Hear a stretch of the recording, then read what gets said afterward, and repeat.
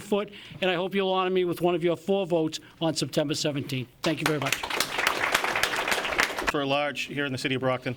I've heard a lot of things today about immigration into the city of Brockton. What I mentioned it before, what a lot of people don't know is my paternal grandfather moved here in the late 30s from, of course, what was then Portugal, and today it's Cape Verde. So I am a third generation Cape Verdean. And I heard Moises mention that when he graduated from Brockton High School in 1980, he was one of 4 Cape Verdeans. I remember a long time growing up, there were only 4 Pinas in the phone book, and people didn't know how to pronounce that simple little name. And I'm not even going to tell you the jokes that I heard, but I've heard a few other things about taking care of the youth in the city through my experience with organizations like the Old Colony YMCA, through the Greater Plymouth County United Way. I've had the firsthand experience to see that there are many great youth intervention programs in operation right now. The problem is they need help. They may not be big enough. We need to do more, and we can do more. There's a lot of things that we can do to help out, to work with these organizations, to grow their programs, and reach out to families, to parents, to youth, to make sure they have access to these programs. Also, we mentioned the businesses in Brockton. We need to streamline our business processes, streamline permitting. One of the things as a city councilor I can't do is I don't believe in giving anyone special preference. What I do believe in is being fair to everybody. I'll be as fair to you. Maybe not to you, but I'll be fair to everybody.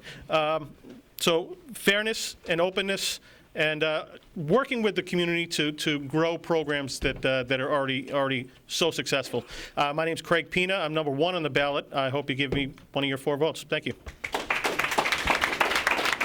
Of the city of Brockton, I have been serving for 4 years. Thank you. I've had the very good fortune in the past 4 years that I've served to have tremendous support from Cape Verdean leaders in the community and beyond. So I want to take opportunity to thank them. One is Ambassador Viega, who I am so sorry to see her go. She was a huge, huge asset and help to us, but also Consul General Carvalho, Gunga Tavares, Veronica Martins, who handles his business and economic development.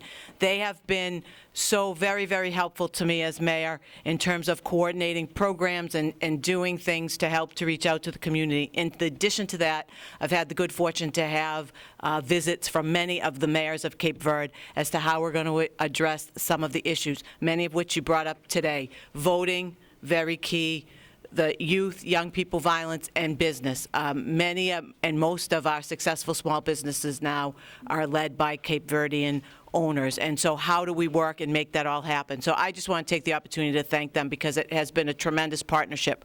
In terms of youth programs, working with CV Alliance and going to their soccer matches where there are 300 to 500 young people on weekdays and weeknights playing soccer and trying to work with them to make sure they have the fields that they need. But I just wanted to, if I could, address a couple things. Dr. Carvalho, some of the things that you listed. We do have a new superintendent. She's brand new, but there isn't any reason why we can't bring those up with her and start to have that discussion. And Marisa, in terms of the information that you have, the city right now, through the Y and Community Connections, has applied for a grant called the Working Cities Grant, and they're calling it Champions United, and it is designated to do grassroots effort. And we have determined that even if we are not successful with that grant, some of the agencies involved are going to try to find a way to do some of the work anyway. Oh, I'm sorry. That research would be helpful. My name's Patrick Quinn. I'm a lifelong resident of Brockton. I graduated Brockton High School in '91. I already serve you today as a volunteer water commissioner. Actually, Councilor Chris McMillan appointed me to be a water commissioner back in 2010. I actually also served on the mayor's economic development task force. And I'm running for city councilor at large because Brockton is moving forward, but yet we need to get out of the mud. We've heard a lot of issues today that are Cape Verdean issues, but aren't specifically from the Cape Verdean community. They're actually Brockton issues. They've been here every election cycle for the last 20, 30 years. Violence, education, youth, business, crime, all of that stuff. And what I've experienced in my volunteering for Brockton and serving the people of Brockton is that there's an attitude surrounding Brockton of that's just the best we can do. Well, I think we should do better. And when I first ran in 2007, I ran on an open and transparent government with a return to excellence. And I can say today we are moving forward.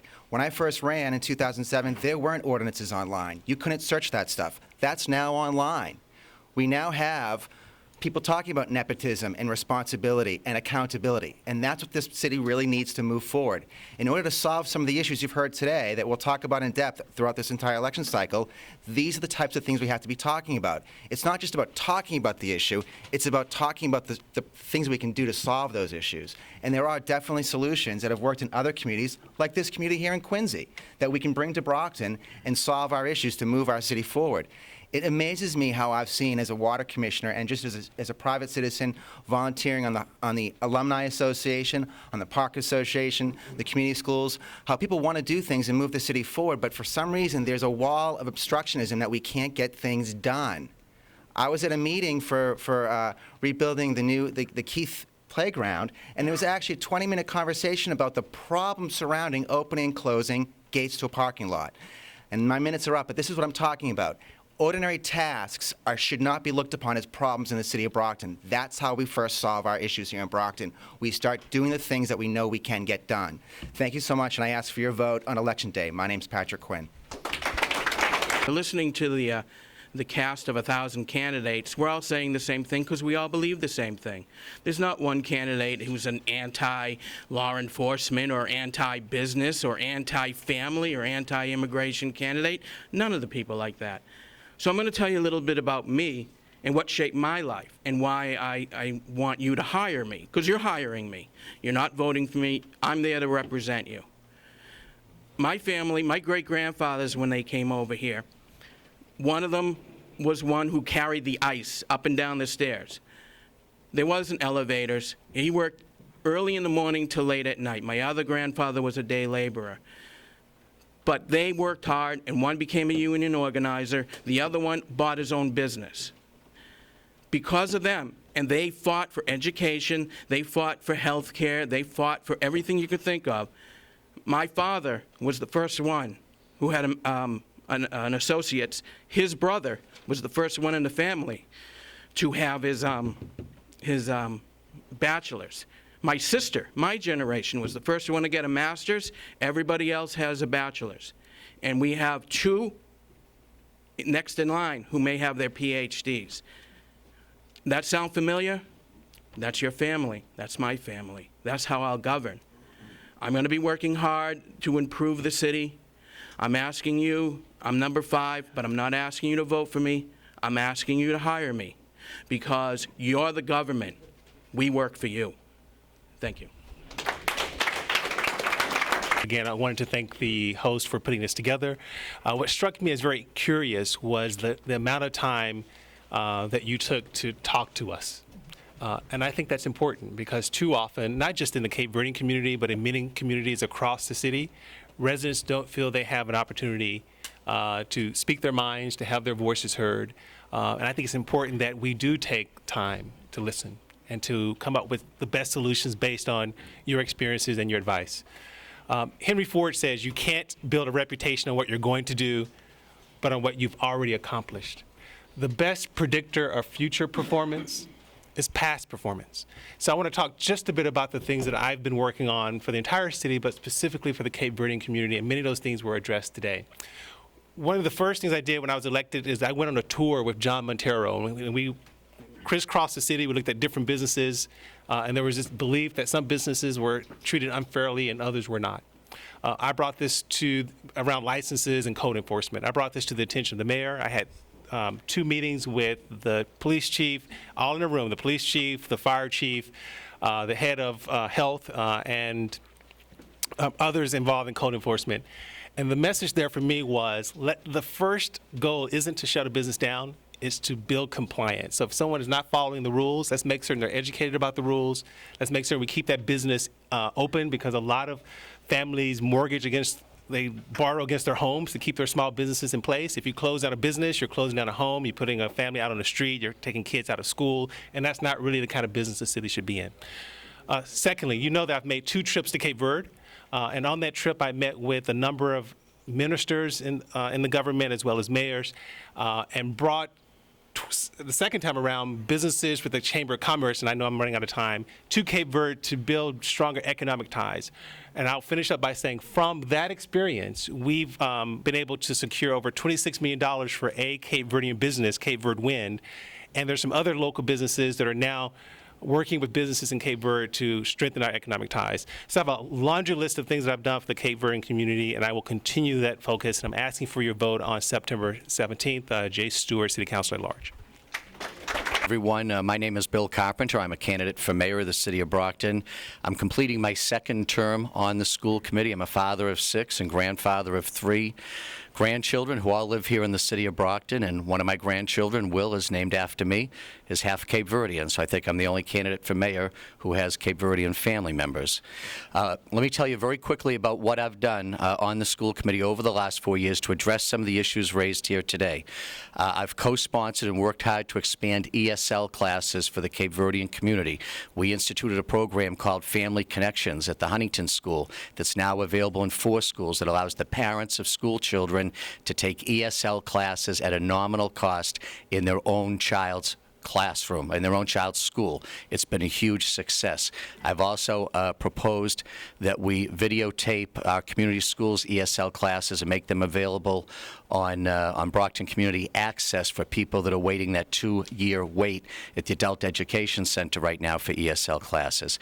I've made a proposal to improve the diversity of our teaching staff in the Brockton Public Schools, a Boxer alumni teacher mentoring program so that we proactively recruit our graduating Brockton High School seniors to seek a career in public school teaching and give them financial assistance if they come back to the city of Brockton to teach here.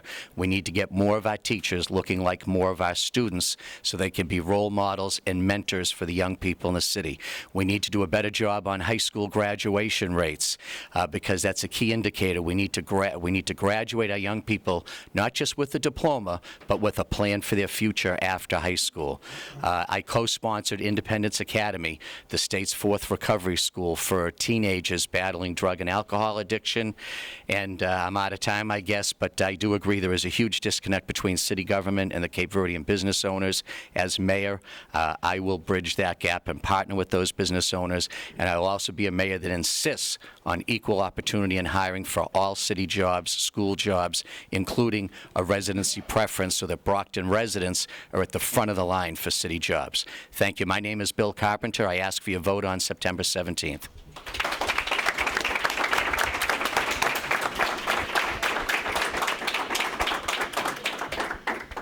Hello, everyone, and thank you for the invitation. My name is Tom Siddell, and I'm running for Councilor Ward 1.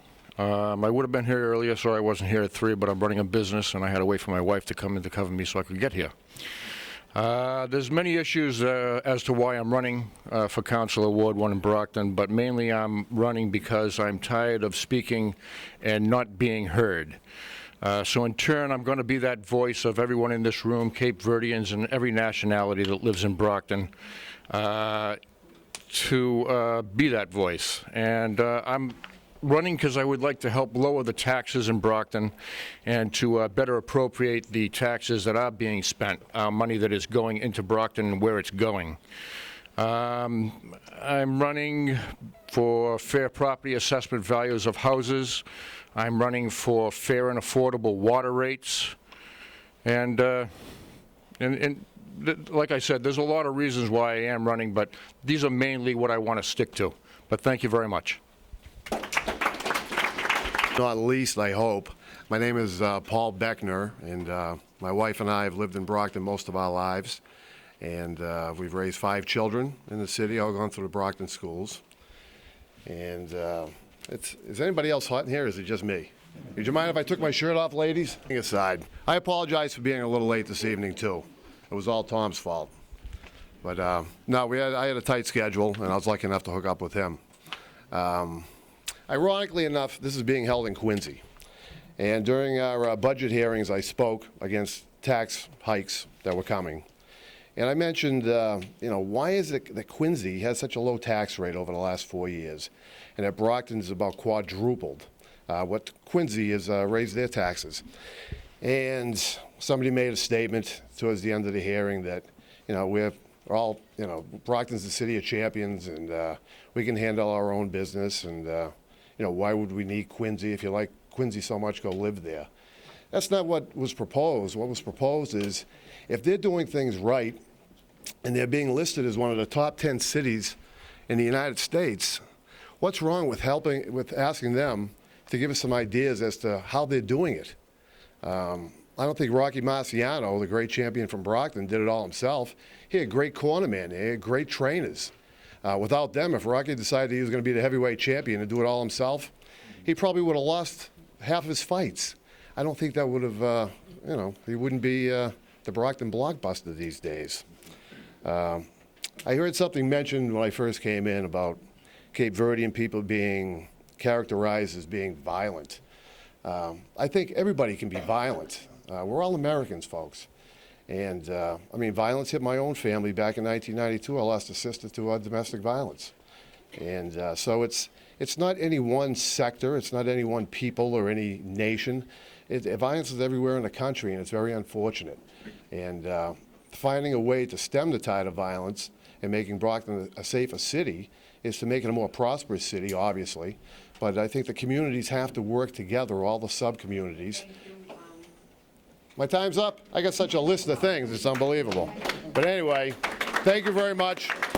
Obrigado, como está? Welcome to the world of modern technology. As you are sitting here, speak the Cape Verdean the community media, and to be seeing wherein is probably about another 5 million folks who's in it. So thank you. And but once we'll be here, sure enough, and you'll get all help. We have questions. Here as well as the candidates. And so again, I know we all have this schedule and we have him, so thank you. Before we start, let me just try to negotiate with you. A question, you'd be more than welcome to pass on a question. If you feel it's something that. One question at a time. One question at a time. Okay, and say that this is the first time in the many, many years, almost a decade, getting closer, that I've actually been in the room with all the politicians, those that represent our city. So forgive me if my questions don't have. I would just say, basically, my first experience in realizing why I needed to take a first-hand approach into being more of an active member of Brockton community was when, at one time, sitting back, I watched over 45 Cape Verdean members walk into a board, the Board of Education's committee meeting, and which was not represented by the community of Brockton. And at that meeting, we were completely ignored, which we stated that the issue at that time is that, in the state of Massachusetts, there's a 6% suspension rate, and at the time, there was a 36% suspension rate in the Brockton public school system, especially in the Brockton. You are also on the time. And I worked with community organizations, and I even work right now currently with a youth detention center, which I watch these kids on and on again, coming back, returning, and going into prisons, dying over and over again. Thank you. I see the same stories. The question, please. We so welcome what you're saying. I just, in order to keep it moving, and so that they can address it, if you can ask the question, and then I'm sure afterwards they'll be more than happy to go into more detail with you. Okay, I'll ask the question Thank then. you. And then, so, my question is, what type of lobbying is going to be done at the state level to be able to secure more funds for programming, as every person has mentioned over here, and perhaps having part of some funding to different sectors of the city to be able to re-grant to leaders in our community to be able to apply for them to implement their own programming in the city, which I can guarantee will triple the amount of work that the city government will do in the community, because we complain about bad parenting, but our programming is exactly like bad parenting, because the people that come into our community only appear during seasons and then they leave, and we neglect the leaders within our own neighborhoods. So what type of... Most of it at the end. And I think as far as being a counselor goes, I think you need to have more interaction with all the sub-communities. And that means spending time each week going out and meeting people in their homes, meeting Cape Verdean business leaders, Haitian business leaders, Asian business leaders, whatever. But you need to be out in the community because that's the only way you're going to know the pulse of the community and what they need and what they ask for. I'm all for having more interaction via social media. Social media is going to be a big, important role in local governments, and it should be in state governments in the future.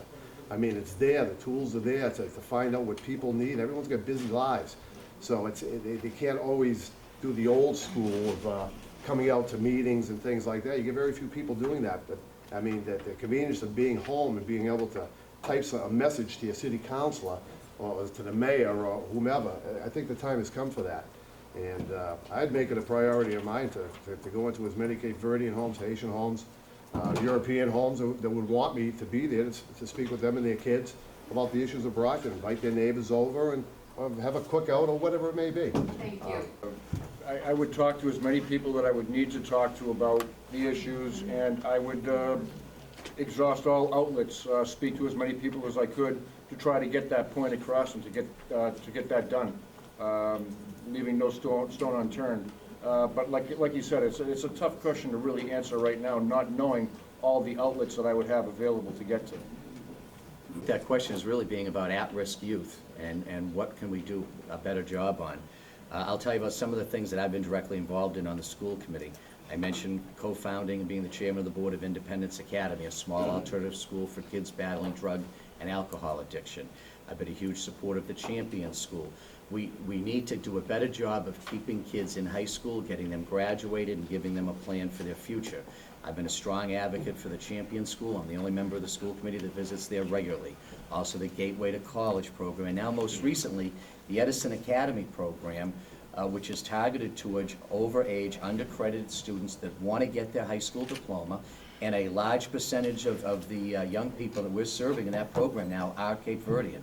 And it's a flexible program, afternoon and evening, and it's oriented towards re-engaging young people that are a little overage and undercredited and getting them their high school diploma. So I think I have a strong track record on working with at-risk youth and would be a priority of mine as mayor.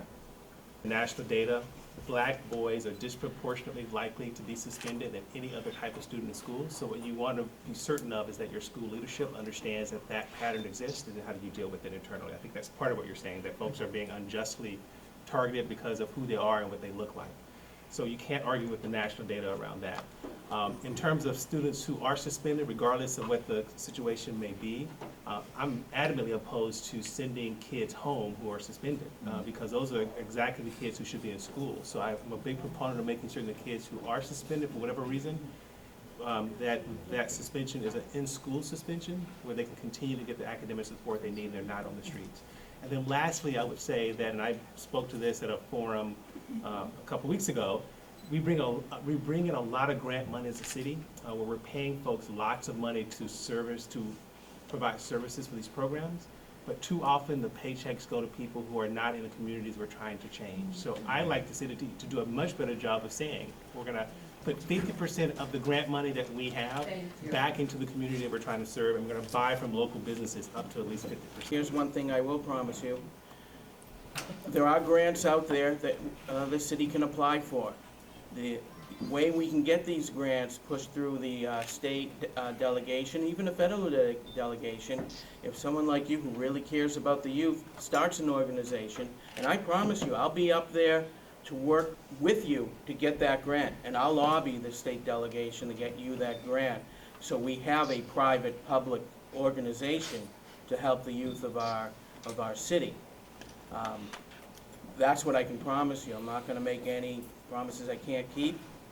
But the thing is, to get things done, we need you and we need everybody in this room to get together and fight and help us get you that grant.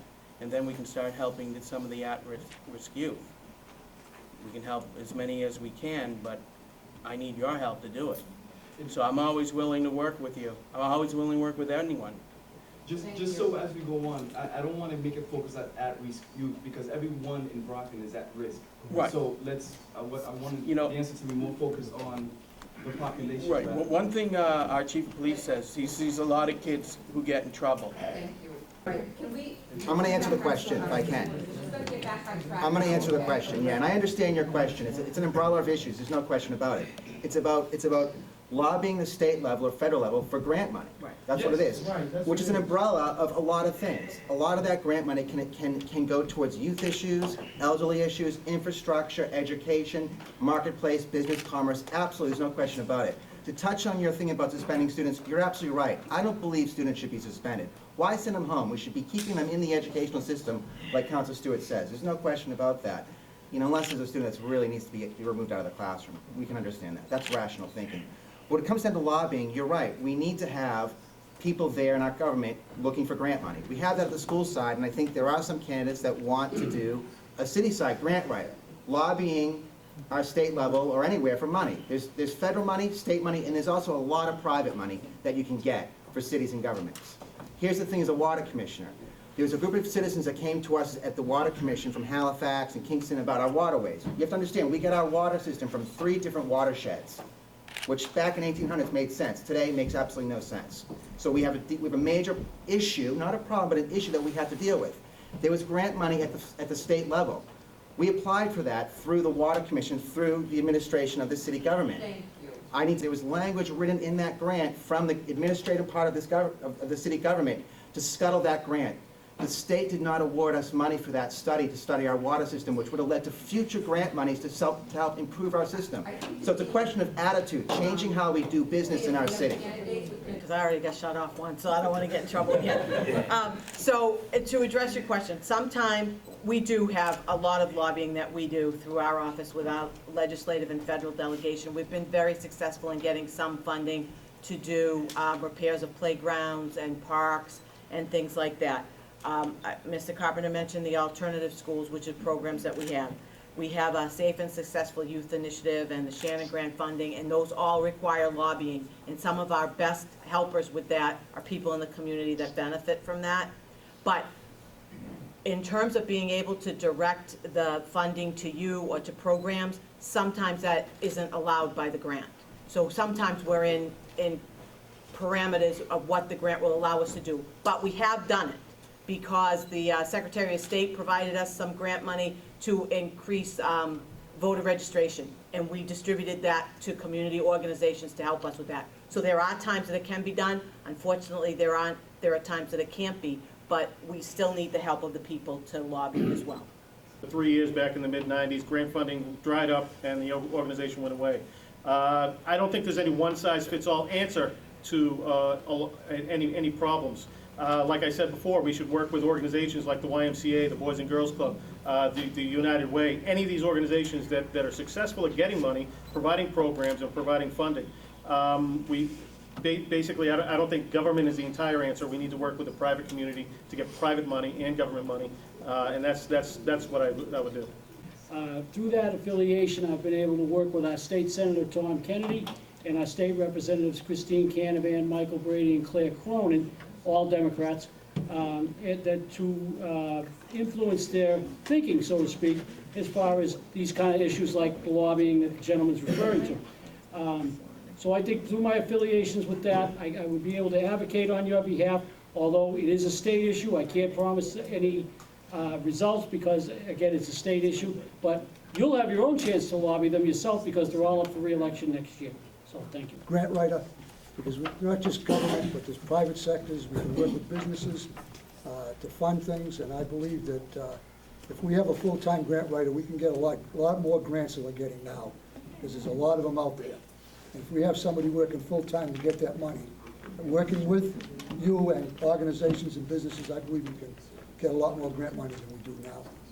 If I'm elected to the city council, I would like to get with youth community leaders like yourself and other youth leaders in the city, right, as well as the youth ministry of my church, which is Jubilee. We get together and we identify all the particular areas that you really want to target and what's the best way we can actually benefit, you know, the youth before we actually write a grant so we can target it. Just like the mayor said, you know, the grants let you do certain things and not other things, so we could actually write it specifically for what you're actually looking to do.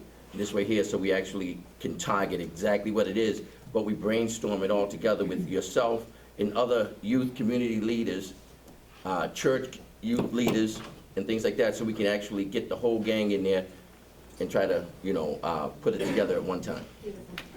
The 300 and something cities and towns in Massachusetts, Brockton gets the third highest amount of state aid.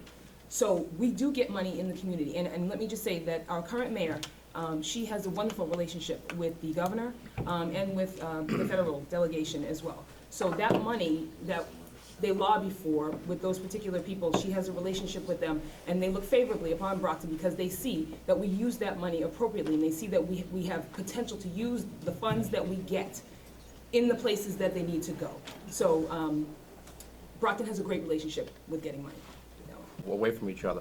My plan is to create a grant writing team to target these grants, the grants that we need to address. As a counselor, I was approached by the girls softball league. They were looking for fields, home fields.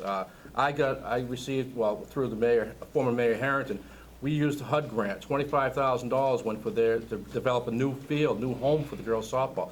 These are the things that we can do as a mayor and as the city councilors can do. We need to know what we have to target through the residents here. You give us a to-do list, basically, and we'll get it done. We have the capability of doing so. We have the money to do so.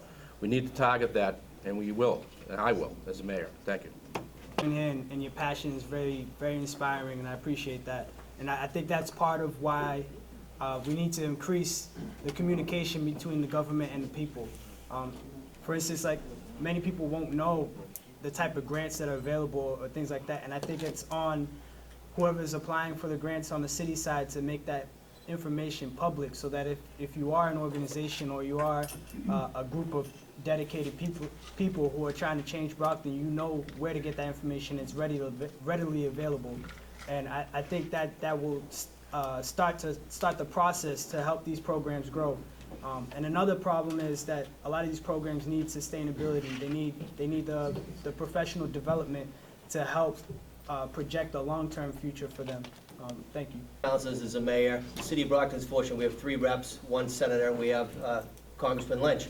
I think it's a trickle-down. Capitol Hill, Beacon Hill, City Hall. Some of the things that I've done as a city councilman, I'm opposed to the power plant, 100% opposed to that power plant. I picked up the phone, I called Governor Patrick, he took my call, explained it. So when you're saying about lobbyists, it's about working in collaboration. It's powers and numbers, right? You're only going to be successful if you have a collaborative approach. So whoever serves on the city council, whoever serves as the mayor, has to work with the state delegation, who then has to work with the federal government. I'll be quite frank, the city of Brockton's getting cheated. We're getting shafted. We might be getting the 3rd highest, but we're not getting our fair share. We're not getting our fair share from lottery funds. We're not getting fair share of Chapter 70 or Chapter 90 funds. My father was a teacher at Brockton High. Education is important. But at the end of the day, I serve you. Everybody here is trying to serve you, but we have to work together. That's the only way we're going to achieve success. That's it. Thank you. Kids that have A's and B's in school. There's no programs for them. So we definitely need grant money. We definitely need to target the kids doing the right thing, because the ones that aren't doing the right thing, it's millions of dollars out there already for them. So definitely, and also, Mr. Montero, I know you went to that meeting and you didn't have a seat at the table. I feel that government should be open and you should have had a voice, and I'll fight everything in my power to make sure you have a voice at the table. Grants, and when some of the grants come to the city, there's forums or open public meetings, and that's a great time to come in and put your 2 cents in to discuss why you're concerned about the grant and where you'd like to see it go. I believe that a more expansion on that would be necessary. Also, I was very excited about the research that 2 of the individuals here helping to put together this forum mentioned. And the more research that you have to substantiate your need allows and empowers the individuals seeking the grants. And also, when you talk about lobbying, the best way to get what you want on Beacon Hill or on Capitol Hill is to come and show your needs. And having been part of Brockton Interfaith Community and marching up on Beacon Hill on more than one occasion about issues, when you're face-to-face with the people making the decisions, that's another positive way, and certainly bringing these individuals in, both that are running the programs or, how I say, in need of the programs, that's a perfect way to get more for what you want. Well, too, and having been somebody that actually has worked in City Hall, in the mayor's office, I can tell you one thing. There's a lack of connection between the council and the mayor. It makes it very, very hard for us to lobby as a unit. Because when we go out seeking funds, and I remember when I was in the mayor's office, we used to do that. We go out by ourselves, very few councilors came along, very few councilors signed on to help us out. So it makes it very hard to do that. You just were talking about that forum. How many city councilors were at that forum to help? Because I remember I was there. How many city councilors were there to help us argue the points that you were arguing in school? And the city council is a strong arm of government. So if the city council is not buying into what you're buying, and often it's left up to the little agencies, because I run one of those little agencies in the city, to go after funds, because our city doesn't do a good job lobbying as a city to seek out funds. And that's what we need to do. Good afternoon, candidates. Worked there hard and dropped some of them in Boston. I came here. I came here, I was 15 minutes to 3. And most of you, some of you are here, and others came late and so forth. My question is following. We have a big problem in Brockton. The big problem I have in Brockton is the power plant. Power plant is my problem because we've been fighting that since the beginning. I run, I testify, all that. And we Caverians, I came here on time, so I want a time to talk. The Caverian has not been involved in this process because the language understand the consequence later on is going to have their children. So I'm scared to hear there are 4 candidates for mayoral. What are we going to do for the next step with the power plant? Because not Caverians, not Haitians, not Hispanics going to get that job. I'm not going to get that job because the unions from out of state, out of town that are coming to make propaganda on that. Second question, what are we going to do about law enforcement in Brockton? How are we going to address the high profile, racial profile in Brockton, discrimination in Brockton against Caverians, Haitians, and Hispanics? Why I'm speaking about this? Because I'm the only clergy that people come and complain to me. And I can tell you I've been summed up, submitted far to talk about the corruption and scandals of the Brockton Police Department that happens to minority. We're going to do this just for the mayor, so it should take time. Thank you. Thank you. All right. The lawsuit, so I have to be very careful about what I say and how I address it. But you know that I have strong opposition to it, and we continue to fight it. So I have to, I'm sorry, but I have to be careful about that. In terms of the law enforcement and corruption, and I mean, I have worked with police chief in terms of, you know, discipline and termination of police officers, and we've done a lot of disciplinary work and other things, and we'd be more than happy to continue and to have some dialogue with you in terms of that. But, so. We have visited hundreds and hundreds of Cape Verdean families across the city, and the issues that keep being raised to me are high taxes, high water bills, violent crime, jobs. These are the issues that come up constantly when I visit Cape Verdean households. I haven't had one Cape Verdean family yet ask me about the electric plant. But I think I've given my position 10,000 times. I'll do it again. I believe that after going 0 for 9 in court, 6 decisions, 3 appeals, over $1 million in outside legal fees for the city to lose 9 consecutive decisions, that it makes more sense now to try to negotiate an agreement that would be in the best interests of the people of Brockton, that would help us to lower taxes, that would help us put a lid on these water bills, and that would help us improve public safety. And I believe those are the issues that are truly important to the vast majority of Cape Verdean families in the city. I'll also address the law enforcement thing. Safe neighborhoods impacts all communities in our city. It doesn't matter where your grandparents were born. We all want safe neighborhoods. And we need to get gang leaders and drug dealers off the streets. That's the first step. If you look at my 10-point plan, I think that you'll see some long-term solutions that include community involvement, building trust between the community and the police, reestablishing gang resistance training in the schools, bringing anti-drug, anti-gang curriculum into the middle schools and the elementary schools so that we can help young people make good decisions when they get to middle school so that they choose an education and homework and college over gang involvement. Thank you. Down in that section of town, and nobody down there wants to have the power plant. It will drive down house values. Like people have said to me, it won't, but let's face it this way, if you have If you're approved for a $200,000 mortgage, would you buy a house near a power plant or away from a power plant? You would away from a power plant. So it will drive down the value of the homes. And then what's gonna happen is the other sections of town are gonna have to make up the difference. Because you're gonna lose tax money here, and you're gonna get tax money from the power plant, but it's gonna be negated by the loss of taxes on the home values. Excuse me. Also, it's been proven that a lot of these power plants go bankrupt. If we put that thing down there and it goes bankrupt, we're stuck with another monstrosity, just like the desal plant and the Rock Stadium. It's a bad product. And if, for the 0 for 9 decisions, if those decisions meant anything, we'd be building that power plant right now. Thank you. My 8 years as city council, we actually voted to fund the fight against the power plant. Reasons being, the air quality down that area and the residents down that area do not want. Air quality down the area is extremely poor as we stand right now. Anything added to that would be detrimental to the health and welfare of the residents down there. And as an elected official, we're here to represent the people. And the people down there do not want this power plant. Whether they claim they're gonna bring in a lot of money, that's to me what I call is fuzzy math. It's nothing that is positive as far as this power plant goes. They say they're gonna reduce the taxes for everyone here. Just please read through the lines. Read through all of the lines. I don't want to say anything else about that. It's just a bunch of bull, put it that way. As far as the crime and law enforcement, my plan is to be more aggressive with the crime, target those areas that we have to target as far as the steady crime goes. Bring in the technology that we need as police officers need to help them do their job. Get them out on the streets, connect to the community.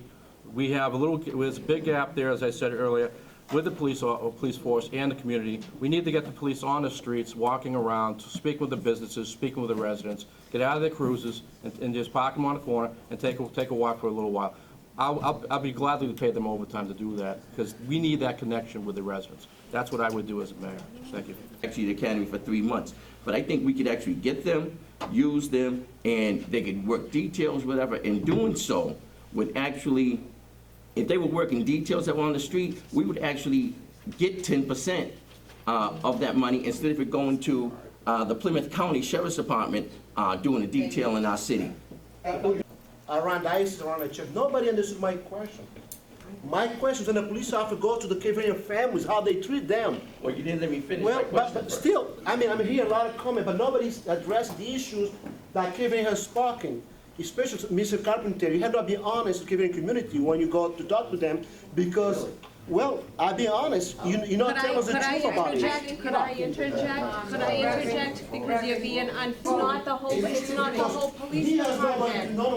It's not the police department as a whole. Excuse me, I'm just, with all, these are issues that we are not going to resolve in a bigger forum. It could be a weeknight, okay? So why don't we do that? Maybe we can, because I don't want to interrupt the clock with myself either, okay? So, thank you, Reverend.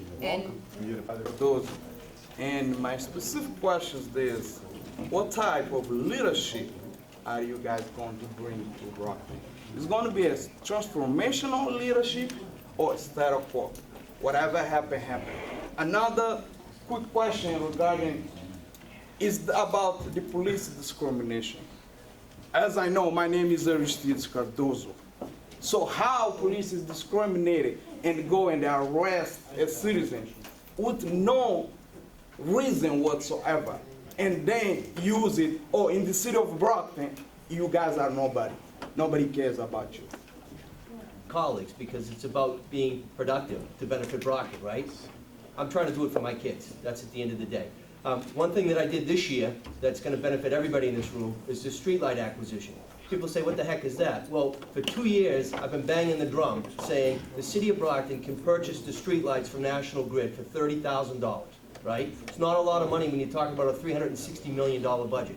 The city finally did it after 2 years of me banging the drum. This year alone, ladies and gentlemen, just this year, it saved $650,000. That's thinking outside the box during hard economic times. 650 grand. More cops on the street, more firefighters, more teachers in the classroom. That's being creative, that's thinking outside the box, and that's what it means to be a public servant. So those are some of the things that I've done with my assistance from my colleagues. But another thing, and I think that goes tied into what the bishop said, if there is any type of, and I'm an attorney by trade, if there's any type of insinuation, discrimination, or fraudulent intent, or anything like that, we, as the elected officials up there, have a duty, a fiduciary duty to the people that elect us, to look into that, to investigate that, and to address that and correct that. So I'm making a pledge today. Come to me. I'll sit down with you, Bishop. I've done it in the past, but if there's hard evidence, let's correct it. Let's correct it today, not tomorrow. Thank you. Anybody else would like to answer? Only living there, you're invested in there. So yes, your concerns are justified. It would be wrong to say that there aren't any situations that we wish we didn't have in the community, and one of them is definitely, and without a doubt, a racial attitude for many of the citizens. It's a city of 100,000 people, and yes, unfortunately, we see that on a day-to-day basis. I will say that it's working with the community and empowering those individuals that feel that they have been, how would I say, victimized, and I'll put that in quotes. And I will say again, being involved with the Brockton Interfaith community and also being part of the Adult Learning Center, we learn from the individuals because community members can be part of both these programs. You're invited to the various meetings. There will be one on Thursday night, a very sensitive one, might I add. And that is an opportunity for you to discuss something. I agree with Bob Sullivan that you should come to the city councils, and I believe in the past some of you have, without a doubt, experienced a chance not to be able to do that, and that's going to change, and I can. I'm going to be my own individual. I'm going to listen to my constituents, ask them questions, and I'm going to go off of that. And since I was 16 years old, I've always been a leader in the community, and I always had a proven track record of doing the right thing. Thank you. Information from the community so I can help inform my decisions, and not acting solely on what I believe, but also understanding what the different communities of Brockton want to move the city forward. And as far as the police discrimination goes, if there are people who believe that they're being discriminated, there is some sort of truth behind that. And there needs to be an investigation if there's a large amount of people who feel that there is discrimination occurring. There needs to be an investigation that's unbiased, that can get the information to the people, but also to the government to help remedy that situation. Community leaders at Ward 7 City Council have been elected 4 terms as a city council because I think out of the box. I don't go along with the flow. I have my own opinion, and my job is to represent the residents of my ward. I bring in a no-nonsense, common-sense approach. That's the type of leadership I will bring as a mayor. As far as discrimination goes, there's absolutely no room in this city or anywhere in the world for discrimination, whether it be the sex, your heritage, your religion, anything. So I've been having absolutely zero tolerance. I'd love to sit down with anyone who has any problems. If they felt they were discriminated, sit down, we can talk it over.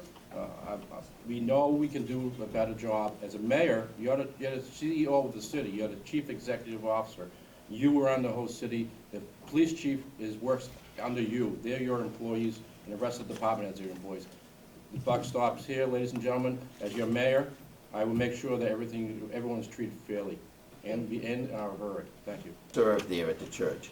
And what a lot of people don't understand is that if I'm elected, I am a servant of yours, okay? And that's the type of leadership that I plan on being in there, a servant to the people, okay? And as far as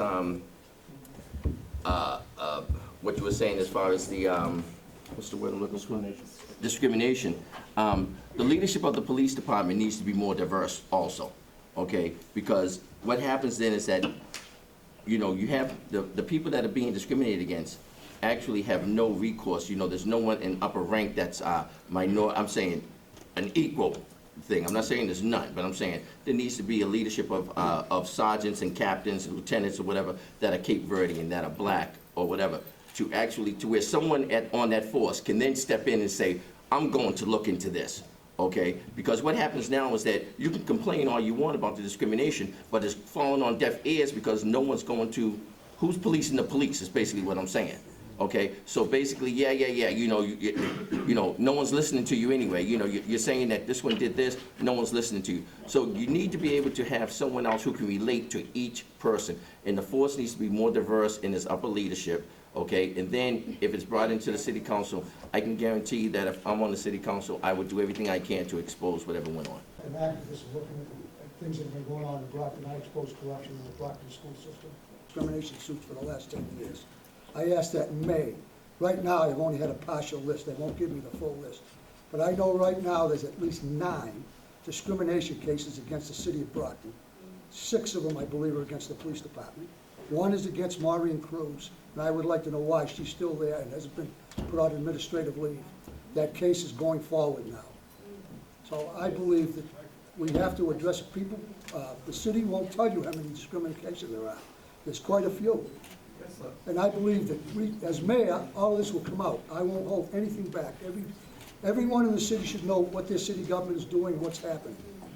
But this discrimination is widespread as near as I can figure, because like I say, I only got a partial list and I believe I'm up to 9 right now. And it is unconstitutional. The evidence, certainly it should be investigated, but I don't feel it's really right to make a lot of comments about it without having Chief Danny Gomes here to be able to respond to the comments, so I'll leave it at that. On different types of organizations, whether it be private nonprofits, whether it be businesses or government. I like to bring everybody to the table. As far as discrimination is concerned, I've had conversations with Chief Danny Gomes, and I sincerely believe that he wants to know about those things as much as anybody else. And if there's hard facts, if there's hard evidence after an investigation, I know that he'll do something about it. But he can't do anything about it unless he knows about it. If people are afraid to go to him, if people are afraid of retribution, come to me. I'll follow through on that for you. Bitch, I need to, who else has, Go to the police and Chief Gomes look at hiring a diverse police force. He has, and he is beginning to do that. Everything else has pretty much been said, and I'm not going to keep belaboring it, but he has worked towards that, and I think he deserves to have credit for that. I'm an outside. Two-way street. There are people in this room who have come to me about issues with police misconduct. I've actually gotten those people in this room and others to meet with, when Chief Gomes was Captain Gomes, we had a different chief. We met in my home to discuss these issues. Those officers who were involved were eventually fired. But the key is, I've had other situations where people have come to me and complained they will not come forward. And there's nothing you can do, frankly, when you're talking about issues of legality like this, unless residents are willing to come forward. Even on the issue of businesses complaining about discrimination around licensing, I approached the City Council's legal advisor and said, I'm hearing lots of conversations from business owners about discrimination. I want to do something about it. And I tried to convince these businesses to come and speak with me and our legal advisor in confidence. I even worked with the consulate here to try to round up the businesses that had these concerns. But people were afraid to come forward. It's not enough to simply come to me or come to another counselor with a complaint. At some point, you're going to have to step forward yourself and have enough trust in the system to have a full investigation. But I've never been hesitant to take on the system in that way. In terms of, and then I'll finish, this transformative leadership, since the power plan is a topic, I'll tell you why. And I was the first and only elected official or political figure to oppose that power plant for months and months and months before others joined on that team. I'll tell you why I oppose it. There are some key components as it relates to the Cape Verdean community. Those bad industries are oftentimes built in poor and minority communities. Because, as we talked about today, those communities typically don't have a lot of voice, and they railroad those projects in. It's a health factor. If you look at the community members who are in that part of the city, they're mostly Cape Verdean families and kids who will be breathing in that pollution. And that kind of project just doesn't fall from the sky. There are very powerful people in this city who are going to make millions of dollars if that project is built. They're not interested in your health or my health. They're interested in making tons of money. That's probably something that someone who comes from a neighborhood who I'm hearing the same thing as far as discrimination going back 3 years ago. Let me just say this to whoever is the next mayor. I will be, who will learn about the department, how the department functions. They will get the ride along with it. Like I said, I don't know who's going to be the next mayor, but please take me up on it because I see the same pains that others have. We have come through in our city. We have Okay? one. Okay. We have a You community- do? Yes, we do. Well, Actually, my wife was one of Have you them. taken? Ask her, does it work? Okay, well, we'll leave that for another time, but we'll make it work from now on. Who else has a question? The next question, please. Saying, hey, what are you guys doing? You selling crack? They yell back at me, are you a police officer? No, if I was, I would have arrested you by now, just for the city needs, actually. You know, as a city, as a water commissioner, we had a developer come before the water commission, giving us fraudulent paperwork.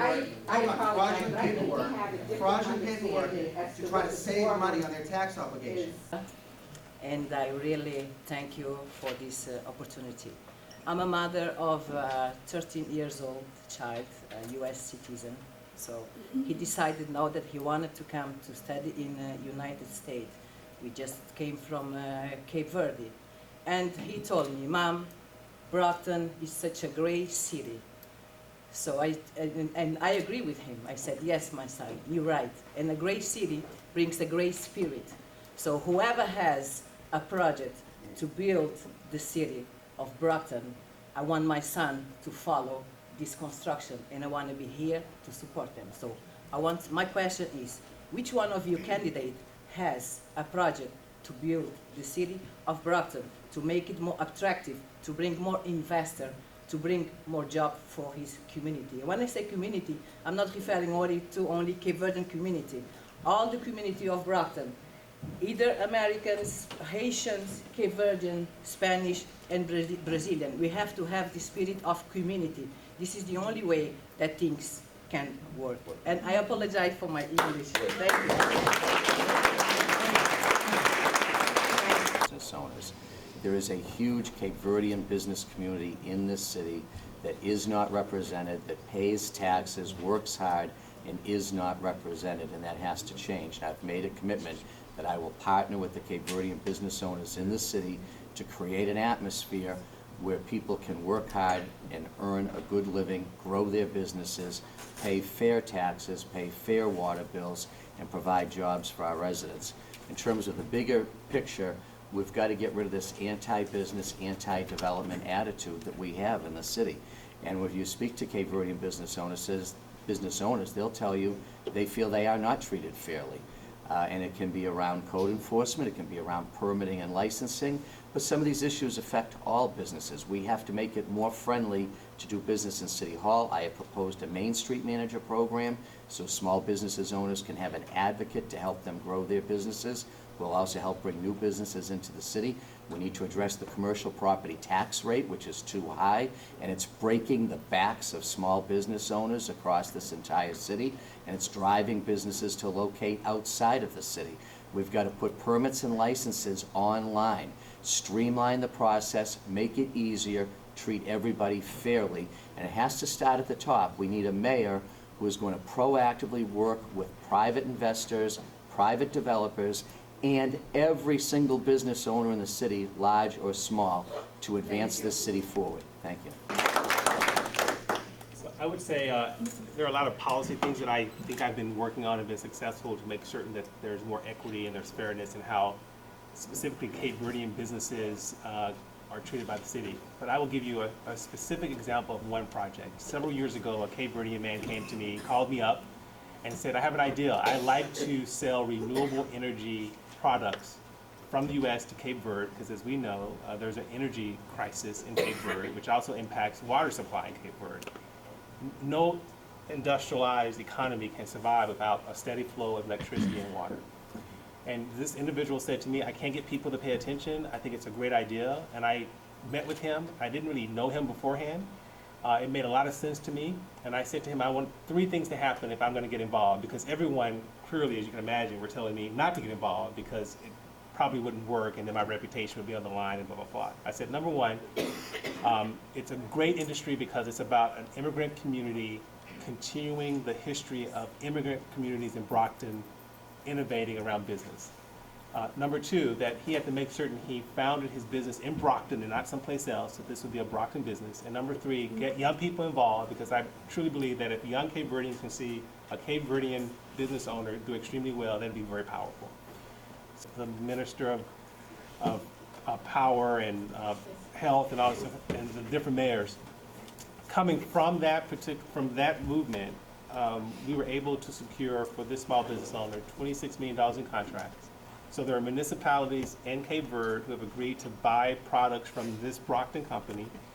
They're now close to finishing the private equity to get the project started. So how this typically works, like our Aquaria project is with cities, the city signs a contract, and then the private business uses that contract to bring in private equity because they know the money will be there in the future community.